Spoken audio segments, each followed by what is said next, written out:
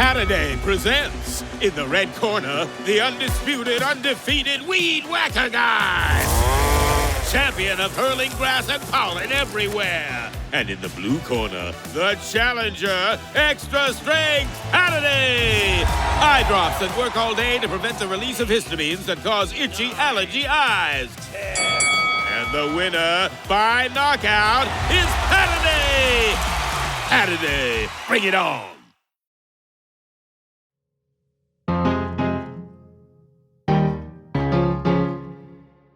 Over the weekend, President Trump announced that U.S. strikes on Iran killed the country's supreme leader, Ayatollah Ali Khamenei. This wretched and vile man had the blood of hundreds and even thousands of Americans on his hands and was responsible for the slaughter of countless thousands of innocent people all across many countries.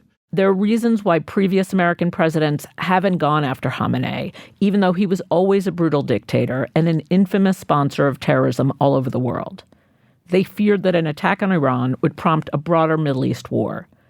They feared that the theocrats and military hardliners in the country would not give up power so easily. All these fears are still very valid. And yet, here we are, with Khamenei dead and no real plan for a democratic transition. Combat operations continue at this time in full force, and they will continue until all of our objectives are achieved. We have very strong objectives. I'm Hannah Rosen. This is Radio Atlantic. What President Trump wants out of Iran has always been vague. Maybe regime change, maybe a nuclear deal. The strikes on Saturday gave him a clear victory in the killing of Khamenei, but the conflict has already escalated outside Iran, and Trump's endgame has remained vague.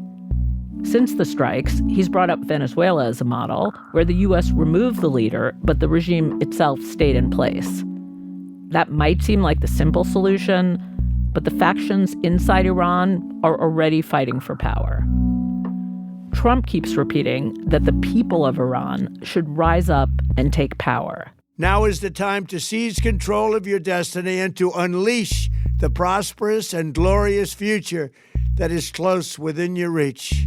This is the moment for action. Do not let it pass. There is, however, no obvious opposition leader. So what are the real possibilities for Iran's future and the U.S.'s role in shaping it? Today, we're talking to Iranian writer and Atlantic contributor Arash Azizi, and to staff writer Anne Applebaum, who covers democracy around the world. Arash, welcome to the show. Great to be with you. Anne, welcome to the show. Thanks for having me. Arash, we spoke last summer after the U.S. had bombed Iran's nuclear facilities, and one thing you told me was that you knew people were thinking, well, wouldn't it be great if Israel or the U.S. came out and took care of this regime and we could move on to a better life? Do you remember that?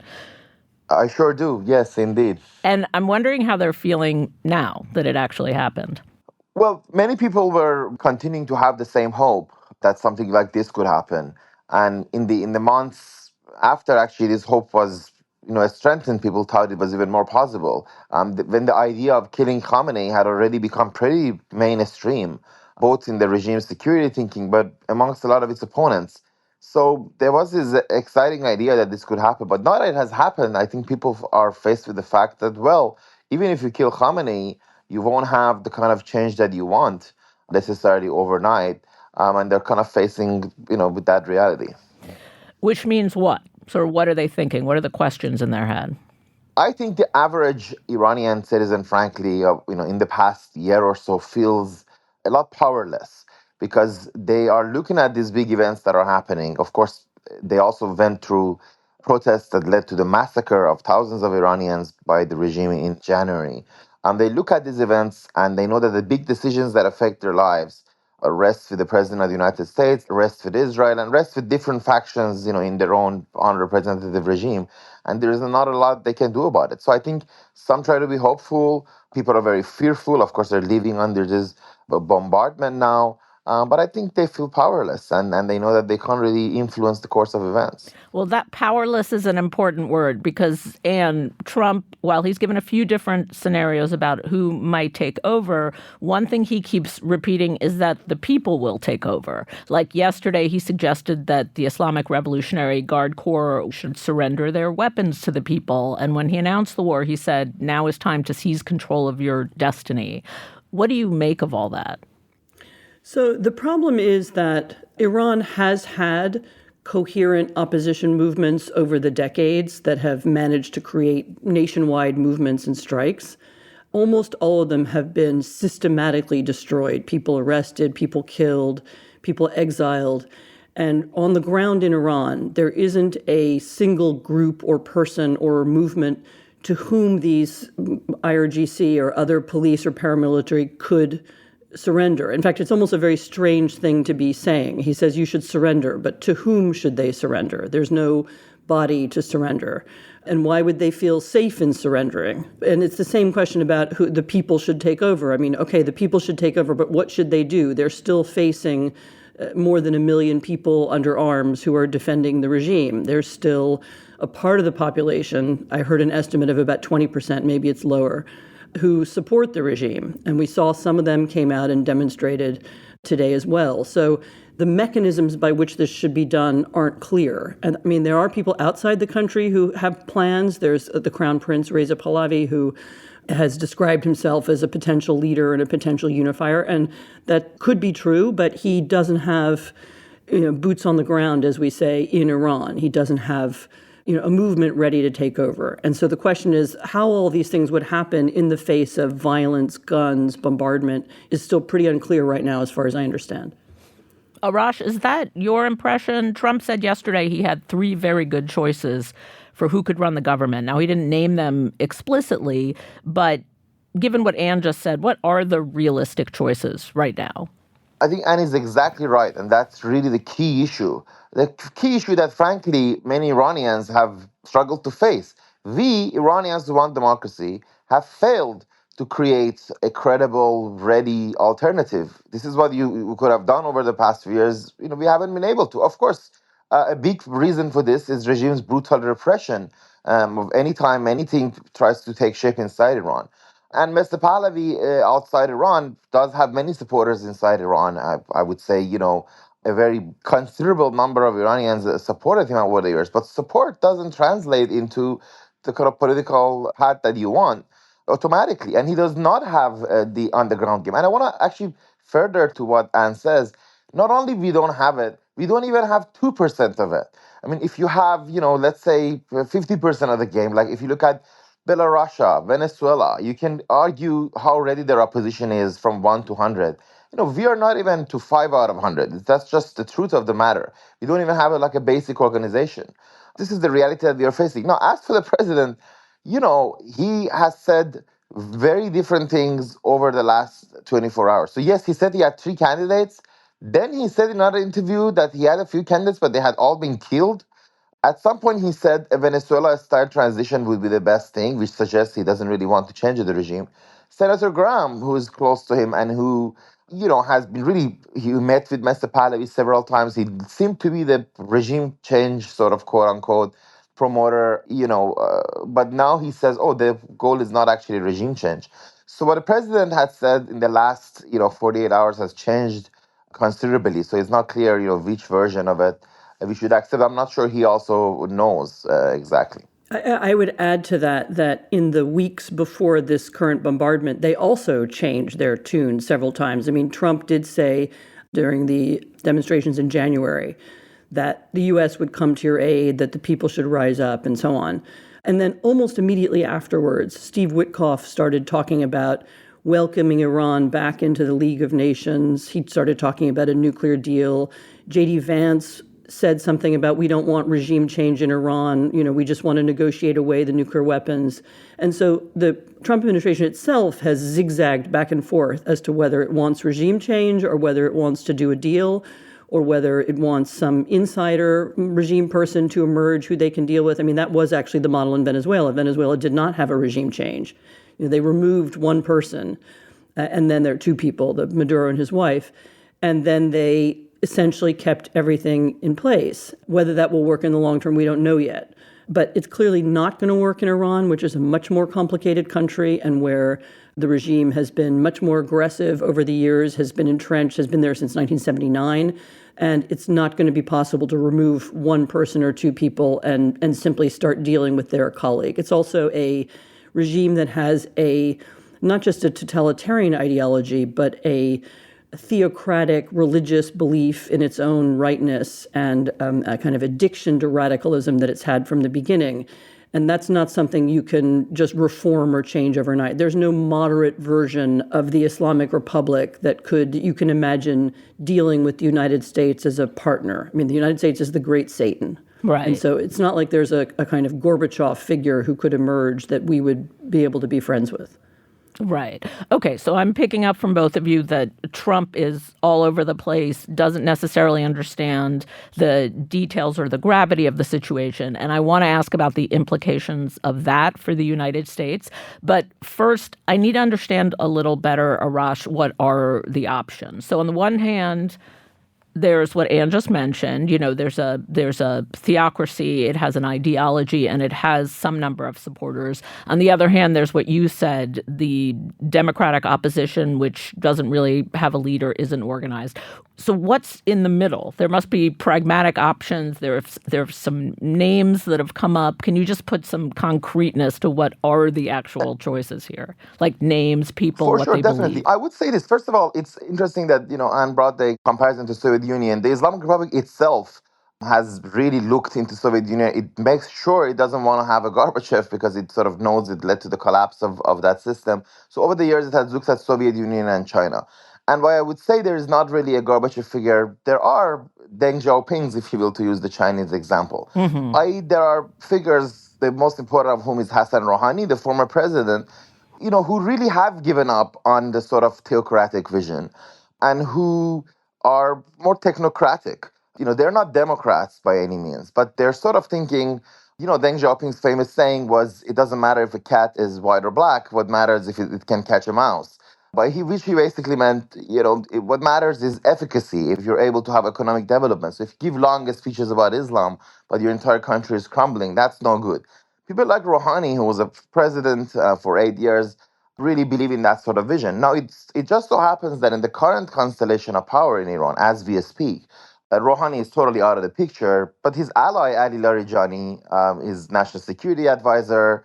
The Speaker of the Parliament, who is part of the National Security Council, Bagher Ghalibaf, has somewhat of a similar outlook. So I do believe this sort of cast of current characters, some amongst them are in this way technocratic. As a result, they're also West-facing. They're very critical of ties with Russia and China. But they also contend with the fact that the Revolutionary Guards, this militia that controls much of the Iranian economy, is now led by a new hardline figure, Ahmad Vahidi. They're also part of this system. So the question of how the relationship between them will work, is what determines the next page, I guess. So what you're saying is that there's a sort of pragmatic-ish political leadership and then a slightly more hardline military leadership, and that's where the tension is? That's exactly right. But what also matters is that even for the pragmatic ones, I mean, they inherit these terrible policies of Khamenei after 36 years and the situation the country finds itself in, this war with, U.S. and Israel. The question is, how can they manage this war? What can they do about it? But I would say this, it is entirely mainstream to them, for example, to say they need to give up the position of wanting to destroy Israel and they need to basically accept that Israel is going to be there, have a position at least similar to Saudi Arabia's, that they would need diplomatic relations with the U.S. After all, President Rouhani negotiated for many years with the U.S. So, this idea is quite mainstream to them for self-saving reasons, by the way, right? But what has happened to them is that they understand if we want to stay in power, if we don't want to just get bombed to oblivion and also be facing our rebellion by our own people every couple of years, there's a few things that we need to do. Now, Khamenei would never do that because he was an ideologue trained in the 1960s and 70s who believed it's better for the whole country to burn down, but for him not to give up his ideology. But I don't believe some of the other folks that I named, Larijani, Ghalibaf, Rouhani, I don't think they're like that.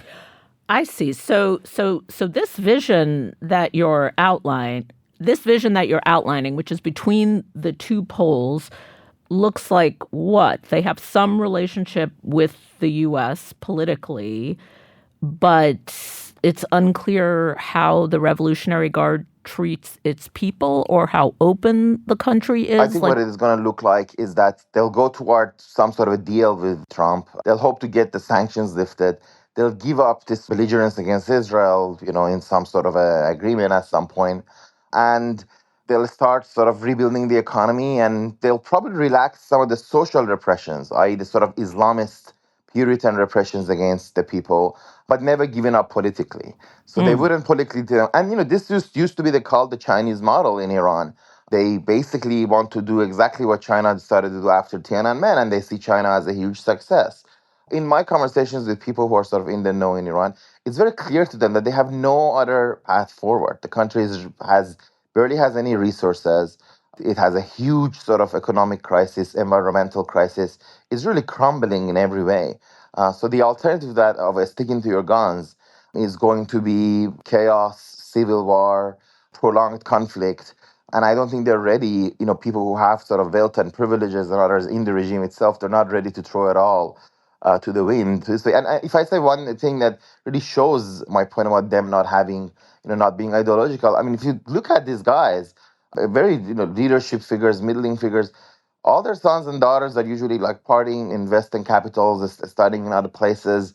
And, if you look at their life, you speak to them and all that, they're very, their focus is on technocratic elements. They kind of know that the ideology and the sort of anti-American Islamist ideology of the revolution has failed. The only difficulty with that model is that it implies no democracy. It implies continued military control. It implies no rule of law. And therefore, it also implies corruption. I mean, it implies a kind of Russian style, or in the best case scenario, China, but in the more worst case scenario, Russia or Zimbabwe style regime, where the regime is still, consists of people who rule by force and who are technocratically more competent, but who are extracting wealth from the society and staying in power that way. So it's not necessarily a recipe for long-term stability. So Trump says he wants the Iranian people to take control of their own country. After the break, the ways in which the Trump administration has already hindered that effort.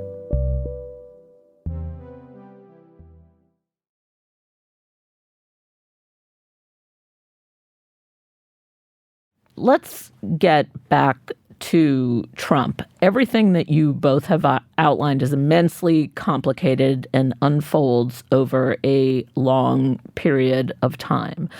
And what's your sense about the administration's commitment to overseeing everything you just described? So let's begin with the fact that over the past year, the Trump administration has withdrawn all of the admittedly very small amounts of support that the U.S. used to give to the Iranian democratic opposition. Quite a few, human rights and other monitoring groups, for example, have lost their funding. The U.S. has undermined and really blown up American broadcasting. There are two Farsi language channels that the U.S. used to support. One went from Radio Free Europe, the other went from Voice of America. And the former has been prohibited from using transmission towers that it used in the past by Kari Lake. She's also put a very eccentric figure in charge of Voice of America Persian service, who's very, very against the Crown Prince Pahlavi, for example, which alone makes it a very partisan program. So we don't really have channels to communicate with the Democratic opposition or with other opposition groups inside the country. We don't have a way of expressing our policy or making it clear. We aren't really heard by the Iranian people in any sophisticated way. We don't really have people inside the State Department anymore with experience of political transition and negotiation, or if they're there, they're shunted aside because they're members of the so-called deep state. So we don't have right now anybody or any groups who could be the American face of a long transition process. It seems that what Trump himself wants is something very rapid. I mean, he wants this Venezuelan model. You take a couple people out of the country and then leave everything else in place. For the reasons that we've just been discussing, that's unlikely to work in Iran. But the U.S. hasn't got, as far as I can tell, any clear alternative. Trump is impatient. He wants it to be over. He wants not too many casualties. I'm sure it needs to be over by the midterms. That's how he thinks. He doesn't think in terms of what's good for the Iranian people or what will secure long-term peace in the Middle East. He thinks in terms of his own needs to be dominant and show that he's in charge, and also his own electoral prospects. So I wouldn't bet on the United States to be the source of an interesting or nuanced transition process. Arash, what do you think the expectations are inside Iran, given everything Anne just said? Are people being realistic about this? What impressions do you get? First of all, let me start by saying I really don't wonder what the president think would happen or if he had sort of any sort of a plan. For example, at some point he did seem to believe that, well, I took care of Khamenei and I killed a lot of other people, so if Iranians can rise up and take over their government now. And I wonder if he had really thought something like that would happen. Because those of us who pay attention, it was clear that this is a sort of a really kind of a Pollyanna. I mean, it was never something that was very feasible or likely to happen. So I wonder if he didn't have enough intelligence given to him that would not show that. But in terms of the expectations inside Iran, look, first of all, let me say, I think a very large number of Iranians really thought the United States will come, they'll kill Khamenei, and then there can be some sort of a transition. This was also never a feasible plan, but I think they're disappointed. And the war, as it goes on every day, will create more tragedies. There was a school that was hit in the city of Minab, apparently because it was near a military base. Dozens of schoolgirls were killed in this city, and they've become sort of a symbol of civilian casualties here in Minab. More civilian casualties will pile up every day. If I was to predict, which is kind of a foolish act perhaps, I would say that it's still quite likely for Trump to deal with the current leaders of the Islamic Republic at some point in the next few days and try to get some sort of a ceasefire in which he can declare a victory. But then, even after that, the question is, okay, then what do we do, and what would be the path forward? With all my heart, I want a democratic transition, but unfortunately, I do see it as quite difficult. I'm someone who is active in the Iranian opposition all my life, and I don't see us having really got our act together in the way that is necessary. It is still, by the way, doesn't mean that we won't try, right? This is what we'll push for. This is what we'd like to see. And by we, I mean all Iranians who want democracy. But can we at this stage muster enough resources to win against the revolutionary guards, against these massive sort of financial and military elites in the regime? I don't see it. For years, I've looked with inspiration to examples like Lech Walesa in Poland, like Nelson Mandela in South Africa, the South Korea, the democratic movement there.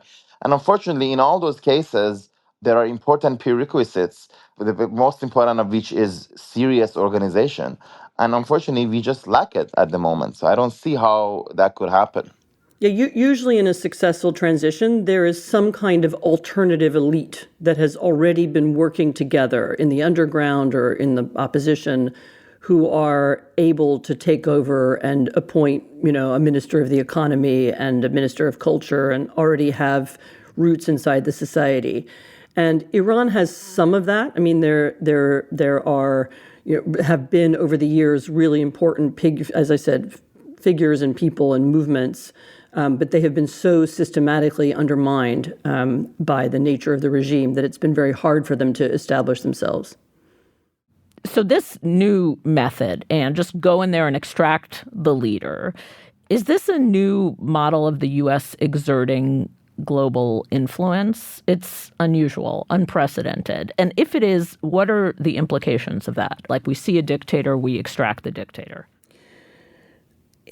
Well, first of all, which dictators do we extract? We aren't extracting Putin. We aren't extracting Xi Jinping. So it looks like we're looking for weaker dictators. So that it's not clear to me that it's part of some overall policy to extract dictators. Secondly, the risk of this kind of policy is exactly the one we've been discussing, is that it doesn't seem to be part of a longer-term strategy. So what do they want the world to look like in a year or 10 years? Where are the stable U.S. alliances that are being built to ensure, prosperity and security for Americans and for American allies? The U.S. is increasingly seen as an unpredictable predator. Actually, Mark Carney of Canada spoke of the United States extracting tribute, essentially, from allies who are integrated with the U.S., and that it's actually dangerous for some countries to be too integrated. If you have too many economic investments in the U.S. and you're too close to the U.S. militarily, then you can be forced to do what the U.S. wants you to do. So the U.S. is no longer seen as a kind of benign partner by its old friends. And at the same time, it's seen as an unpredictable bully who might do anything, anywhere, at any time. In the long term, that's really not good for global prosperity. It's not going to be good for Americans. Business needs stability and security. If you want to have an oil investment, you need a 10-year guarantee of peace and rule of law. I mean, this is the problem already in Venezuela. Why would you invest in Venezuela if you don't really know who's going to be in charge, next year or in 5 years? Why would you invest in Iran if it's going to be unstable as well? It's a temporarily satisfying policy, and maybe toppling the regime in Iran will eventually be good for the Iranian people, but it doesn't, as a global policy, it's hard to see how it creates the conditions for commerce and prosperity that Americans want. Okay, well then, Arash, a final question for you. Given the unpredictability, the lack of a pattern, if a decade or two from now, Iran is a different country, like maybe not the democracy of your dreams, but a more pragmatic actor in world politics, how will we look back on this moment? To be honest, I think it is possible to be optimistic about that. And I think the democracy that we want is something we have to continue to fight for. And it's not a 1 or 0 game, right? We'll be able to get more representative institutions, a more reactive civil society and all that. But I think even then, we might not look at this moment necessarily very positively, in that, a lot of these developments could have come in other ways. But it's also true that I do see, and I think many Iranians, dare I say most Iranians, will see this moment as not just the president of the United States making, but of Khamenei. It was him who has stuck to his guns. It was him who refused every chance to reform. It was him who really shouted death to America and death to Israel all his life. He brought it onto himself. Now, while other presidents would not have perhaps acted so dramatically, I think, Khamenei knew who he was dealing with, and he really didn't take any of the off-ramps that he was given repeatedly. So I think they'll remember that his obstinacy and how he brought our country to this point, and they would be unforgiving to him for this reason. Well, Arash and Anne, thank you both so much for joining us today. Thank you so much. Thank you. This episode of Radio Atlantic was produced by Rosie Hughes and Janae West. It was edited by Kevin Townsend. Rob Smirciak engineered and provided original music. Sam Fentress fact-checked. Claudine Abade is the executive producer of Atlantic Audio, and Andrea Valdez is our managing editor. Listeners, if you enjoy the show, you can support our work and the work of all Atlantic journalists when you subscribe to The Atlantic at theatlantic.com/listener. I'm Hannah Rosen. Thank you for listening.